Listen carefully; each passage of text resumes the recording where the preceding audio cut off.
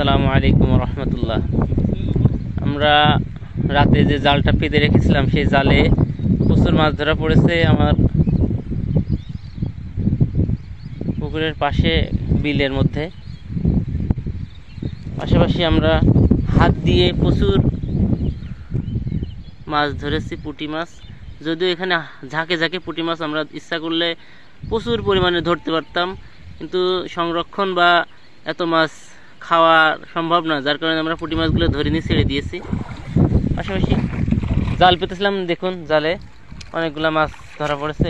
একটা সাপ, একটা দৌড়া সাপ, জল ধরা, অনেকগুলা শিং মাছ, টাকি মাছ, পুঁটি মাছ, দেখুন কত মাছ,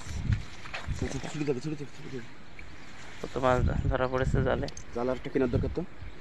আমরা এই মাছগুলো এখন রান্না করব সকালে।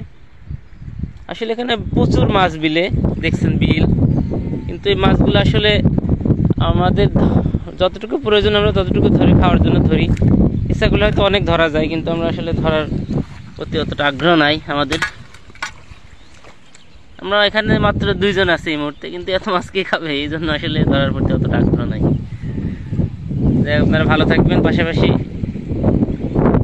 আমাদের কার্যক্রম আপনাদের পরবর্তীতে আবার দেখাবো ইনশাআল্লাহ।